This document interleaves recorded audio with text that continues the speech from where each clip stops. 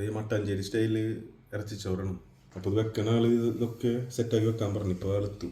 കുക്കും വരുന്ന മട്ടാഞ്ചേരിക്കാരനാണ്. ആരെ കുക്ക്? നിയാസ്ക. ഇവിടുത്തെ ബീഫൊക്കെ എത്രണ്ട്? എത്ര കിലോനാ? 2 കിലോ. അങ്ങനെ നമ്മൾ നാശാനെ റൂമിൽ കൊണ്ടുവന്നിട്ടുണ്ട് മട്ടാഞ്ചേരി സ്റ്റൈൽ ഇറച്ചിച്ചോറ് ഉണ്ടാക്കാൻ വേണ്ടിയിട്ട്. ഇറച്ചിച്ചോറ് ഉണ്ടാക്കണതിൻ്റെ ഉസ്താദാണ് മൂപ്പര്.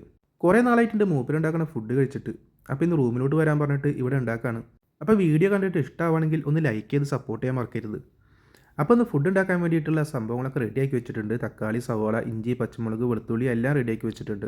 അപ്പോൾ വലിയൊരു പാത്രം വെച്ചിട്ട് അതിൽ വെളിച്ചെണ്ണ വെച്ചിട്ട് സവാള ഇട്ടിട്ട് നല്ലപോലെ വഴറ്റിയെടുക്കണം.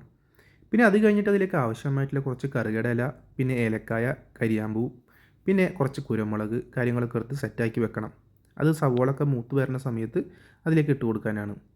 അപ്പോൾ സവാള ഒന്ന് വഴറ്റി വന്നു കഴിഞ്ഞ് കഴിഞ്ഞാൽ കുറച്ച് തക്കാളി അതിലേക്ക് ഇട്ട് കൊടുക്കാം.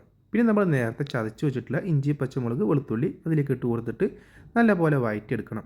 പിന്നെ നേരത്തെ പറക്കിയെടുത്ത് വെച്ച കുരുമുളക്, ഏലക്കായ, കരിയാമ്പൂ ഇതെല്ലാം അതിലേക്ക് ഇട്ട് കൊടുക്കാം. പിന്നെ അതിലേക്ക് ആവശ്യമായിട്ടുള്ള പൊടികളൊക്കെ ഇട്ട് കൊടുക്കണം. മല്ലിപ്പൊടി, മഞ്ഞൾപ്പൊടി, മുളകും പൊടി, പിന്നെ കുരുമുളക്, പിന്നെ ഗരം മസാല, പിന്നെ കുറച്ച് ഉപ്പ് പൊടി അതൊക്കെ ആവശ്യത്തിന് ഇട്ട് കൊടുത്തിട്ട് നമ്മൾ നേരത്തെ കഴുകി വൃത്തിയാക്കി വേവിച്ച് വെച്ചിട്ടുള്ള ബീഫ് അതിലേക്ക് ഇട്ട് കൊടുത്തിട്ട് അത്യാവശ്യം നല്ല പോലെ സെറ്റാക്കിയിട്ട് വേവിച്ചെടുക്കണം. പിന്നെ ബീഫും മസാലയൊക്കെ ഒന്ന് സെറ്റായിട്ട് വരുമ്പോൾ അതിലേക്ക് കുറച്ച് വെള്ളം ഒഴിച്ചു കൊടുക്കുക റൈസ് വേവിക്കാനായിട്ട്. പിന്നെ കുറച്ച് പച്ചവെളിച്ചെണ്ണയിലേക്ക് ഒഴിച്ചു കൊടുത്തിട്ട് നമ്മൾ ആ റൈസ് അതിലേക്ക് വേവിക്കാനായിട്ട് ഇട്ട് കൊടുക്കാം.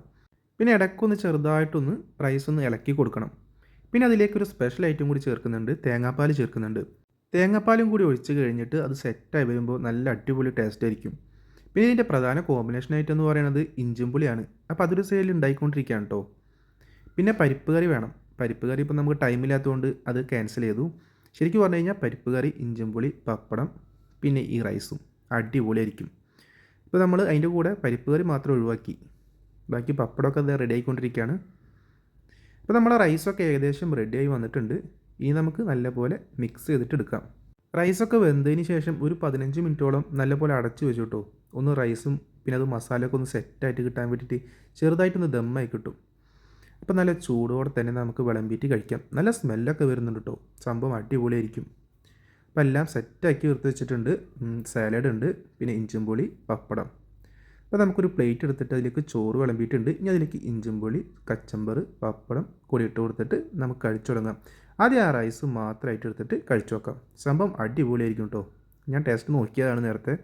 സംഭവം ഒരു രക്ഷയില്ലാത്ത ഐറ്റമാണ്. പിന്നെ ബീഫാണെങ്കിലും നല്ലപോലെ വെന്തിട്ടുണ്ട്, നല്ല ഫ്രഷാണ്. ഇന്ന് രാവിലെ പോയിട്ട് ബീഫ് അറക്കുന്നിടത്ത് പോയിട്ട് വാങ്ങിയതാണ് കേട്ടോ.